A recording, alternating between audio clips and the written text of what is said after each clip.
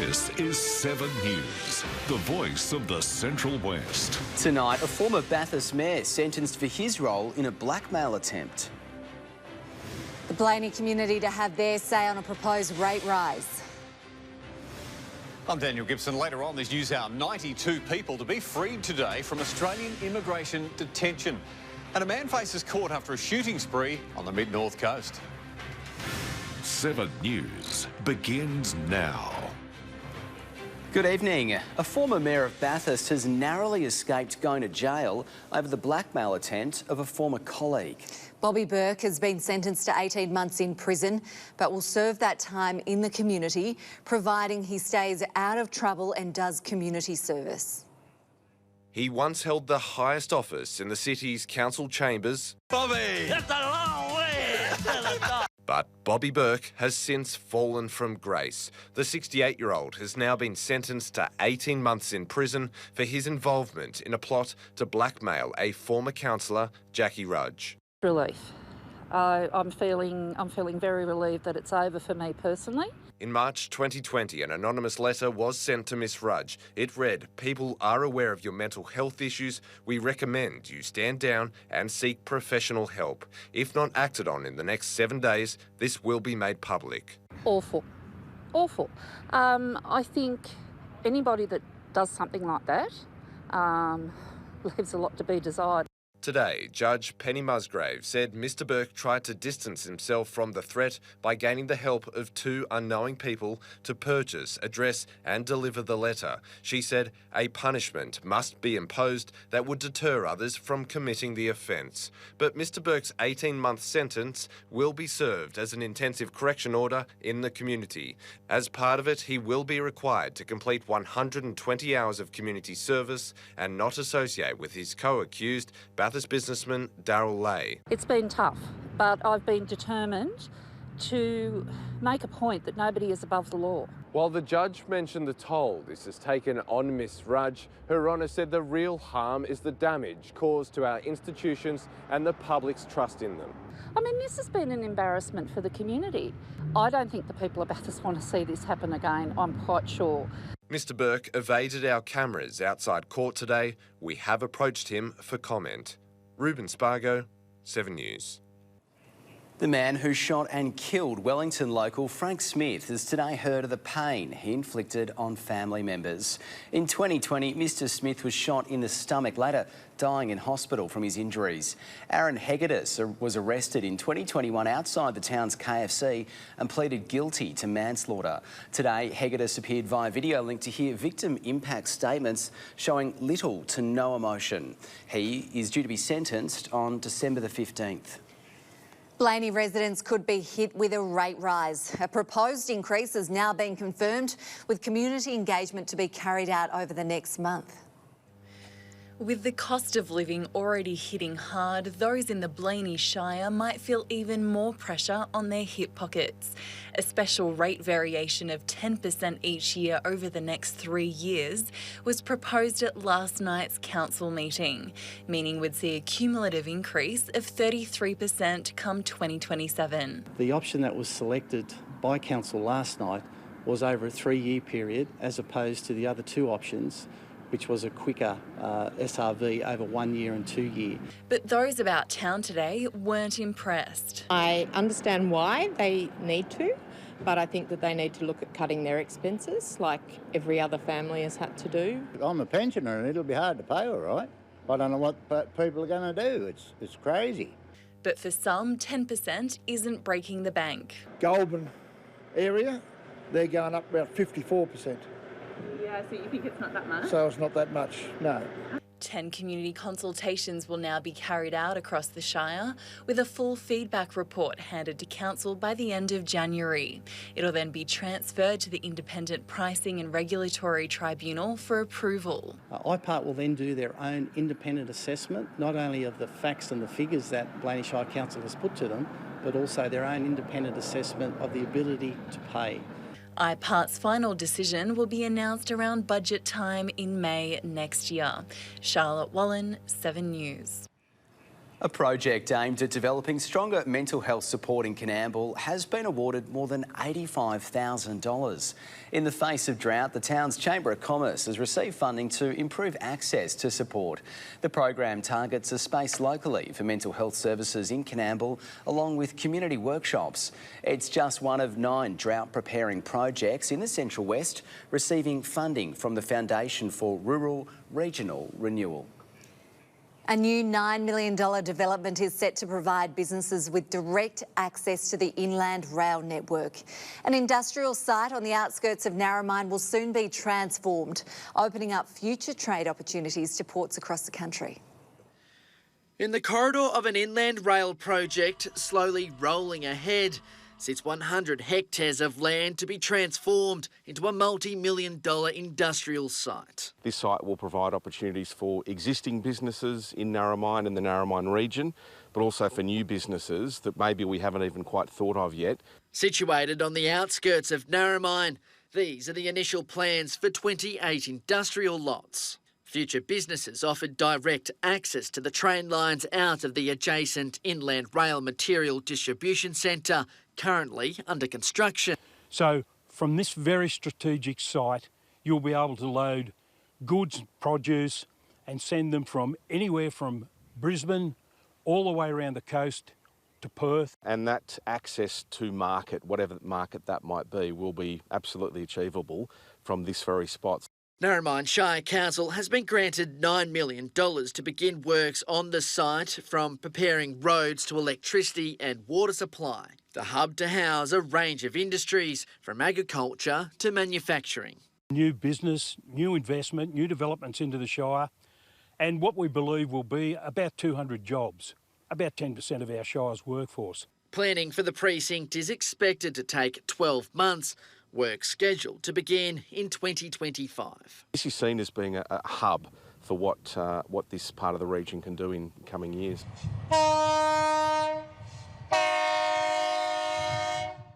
Hamish Southwell, 7 News.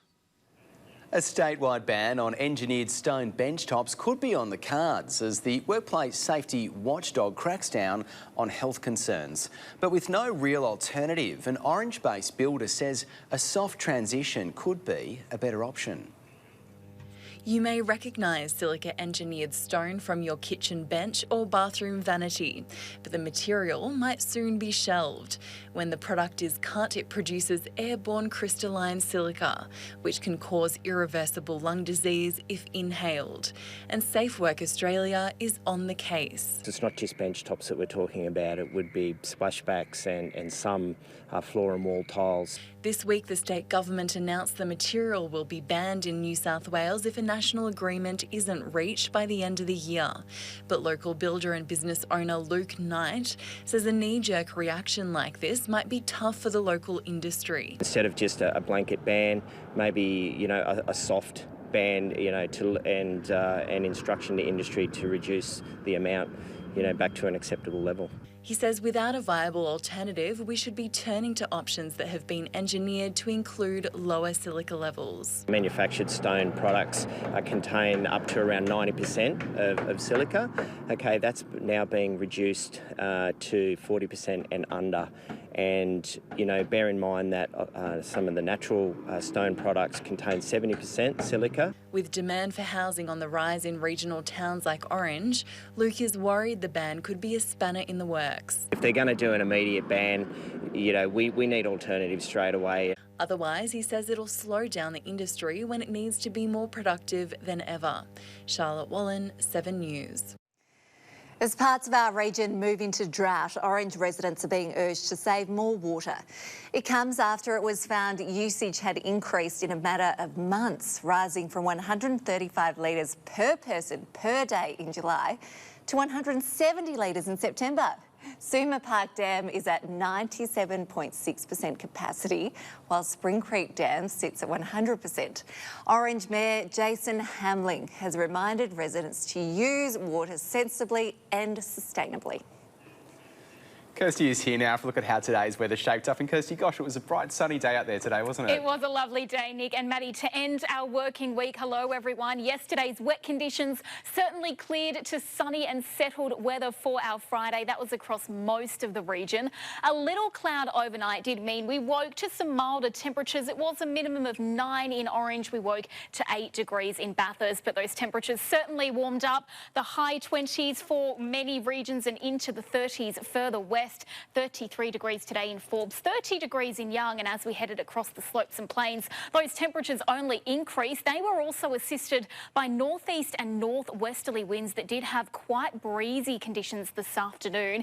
In Trangie, 32 was our top, and the same for Nyngan. A top of 36 in Cobar, very warm there, while Mudgee reached the high 20s. Tonight, there is the chance of a late storm that is ahead of those temperatures soaring once against tomorrow. We are expecting a high fire danger risk across the entire Central West. I'll have a look at that forecast a little after sport. It's hard to believe tomorrow's going to be warmer than today. Incredibly hot tomorrow. It was hot out there today. It was. All right, thanks, Kirsty. See you later. Still to come in 7 News, a golf day to build hope and reduce suicide rates in the construction industry. And the flying fox population explosion in Bathurst could impact Christmas. And a little later on this news hour, asylum seekers released by the Australian government after a High Court bombshell.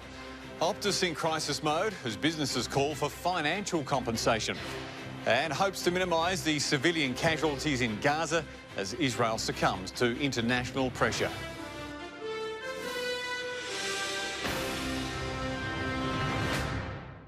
Welcome back. The huge number of flying foxes in Bathurst Macadie Park is putting pressure on the festive spirit. Council has been forced to close the public space for health and safety reasons. It means anyone who was hoping to enjoy the annual carols by candlelight are likely to do so in another location. We need to make sure that all those 5,000 people are attending in the safest manner possible, and currently that means moving that event to a different park. Council is working with the Mitchell Conservatorium to find a new location for the carols. A large tree branch recently came down in the park. It's believed that was a result of the excessive weight from the sheer number of flying foxes. They are a protected species and important to the reproduction and regeneration of native plants. Well, it's a confronting statistic. We lose a construction worker to suicide every second day. That's why an event in Orange has tried to take on the issue by building awareness and hope. Construction workers swapping power tools for putters. A golf day, a way to raise awareness of mental health in the building industry. They found that 93% of construction workers, building and construction workers who had suicided in the past, never sought professional help. A statistic that Mates in Construction wants to change. So they joined with Orange's GJ Gardner Homes to bring people together from the building industry, to have some fun and share the load. We thought that a game of golf would, especially getting people together in large groups of people, to maybe try and knuckle that sort of stuff out as well. There was a chance to talk about the culture in the industry, which can make people hesitant to talk about personal struggles. Because they're worried about getting, harden up princess, have a cup of concrete. And advice offered on how to spot if someone is doing it tough. And maybe as simplistic as, helping a mate and just sticking with them and then connecting them to support. But there was also plenty of fun to be had, with various mini-games, including a putting competition. And there was one prize everyone was eyeing off. So John Davis Motors have donated a car for the day, so if anyone gets a hole-in-one, they get the car. They walk away with a brand new car. The chance to spend the day with friends and colleagues given the thumbs up. And socialising in that space and then maybe getting some stuff off your chest about what you need to get off your chest, I think it's a great thing. For more information on the program, visit the Mates in Construction website. Michelle Cook, 7 News. Well, up next in 7 News, there's a huge weekend ahead for those looking to check out the summer sporting action right across the region. And some of the best race car drivers in the world cruise into Bathurst.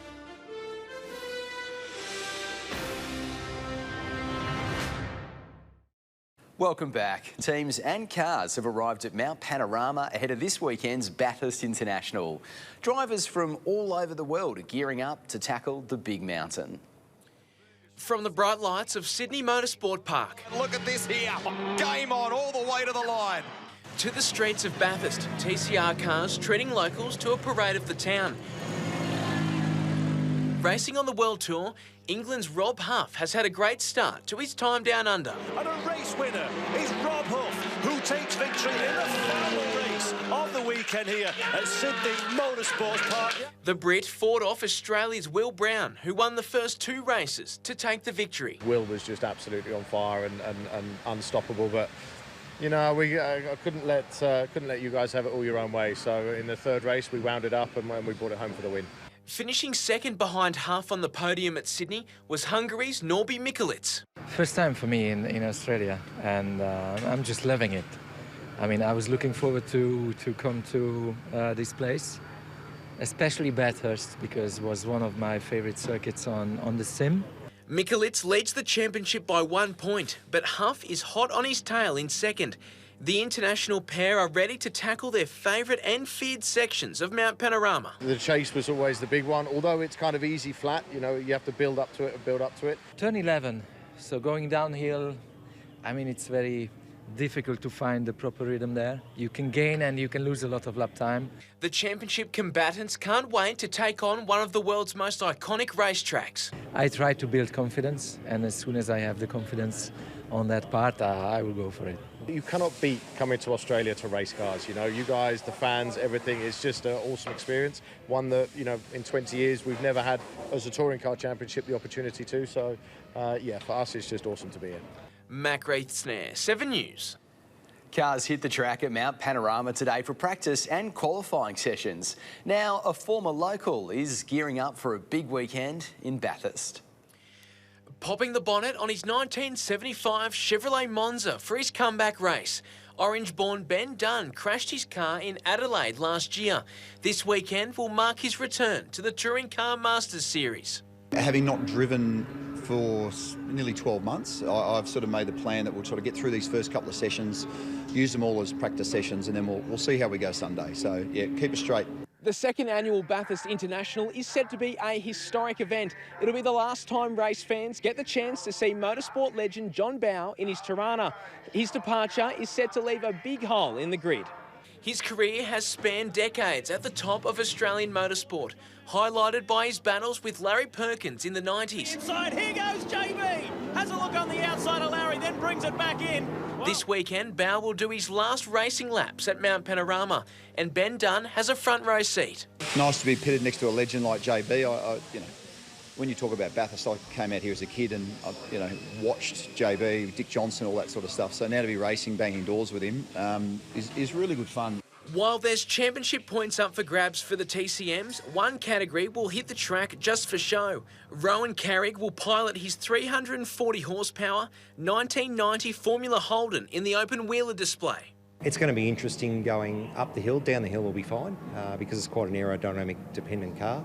But yeah, going up's going to be interesting. He's not racing for time or a podium spot. Rowan's living out a childhood dream. I think it's every young fella or young person's dream when they get into motorsport to one day, you know, drive around here at speed, and yeah, today's going to be the first time for me. The Bathurst International is free for residents in the 2795 postcode, with cars on track from 8:30 Saturday and Sunday morning. Mac Snare, 7 News. Cricket teams across our region will throw on the pads again this weekend as warmer temperatures get us ready for summer sport. Kicking things off will be round 5 of Dubbo's first grade cricket, where Newtown will play South Dubbo.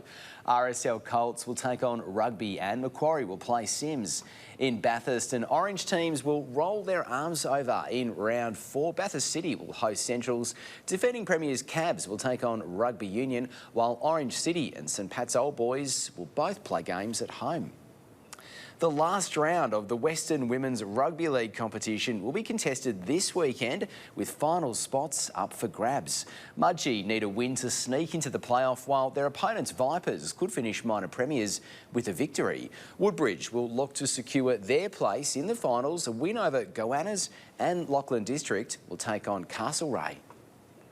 Up next in 7 News, Kirsty is back and she's got your weekend weather forecast. That's next.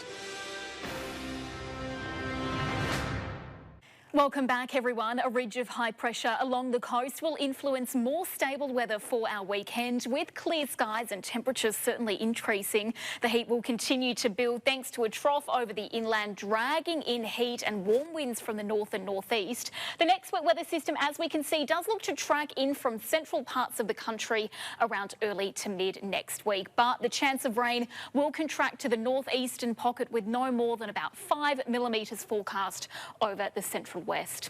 On to our weekend. It's not quite the midweek. We're already at Saturday tomorrow. Let's take a look at Saturday's conditions, and it's forecast to be an incredibly hot day, soaring well into the 30s, even the 40s in the far west tomorrow, and jumping at least 5 degrees above the November average. Sunny in the morning, some strong winds about though, and there is a chance of a storm or two developing. Young heading for a partly cloudy top of 35 degrees with elevated fire danger.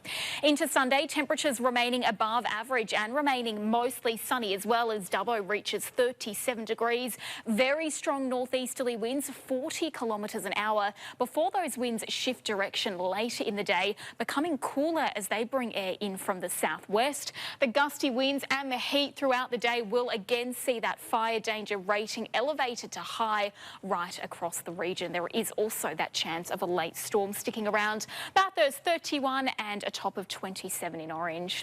Similar conditions as we kick off the new working week, settled for our Monday. A little bit of patchy cloud about Dubbo and Gilgandra, those maximums dropping back to 33 degrees. And across the east, we're expecting the high 20s. Those cooler southwesterlies blowing into the afternoon. Lithgow 24 and orange, clear skies and a top of 26. If we take a look now to the next 7 days, we could see a little bit of scattered cloud developing ahead of some showers arriving from mid next week across the region. Certainly some incredibly hot temperatures on the way though before we feel that cooler change on Wednesday. 28 for orange tomorrow, the mid 30s across the slopes and plains, even into the high 30s, into the 40s, I should say, further west. An incredibly hot day on the forecast tomorrow and continuing for Sunday. It'll feel like January, that's for sure. Sure will. Thanks, Kirsty. See you later. And that is your local news for tonight and for the week. Thanks for watching. You can always catch up on our website or at 7+. Right now, though, Dan has your national news. Have a lovely night. We'll see you again tomorrow night from... No, we won't. We'll see you on Monday night from 6 o'clock. We'll see you there. See you later.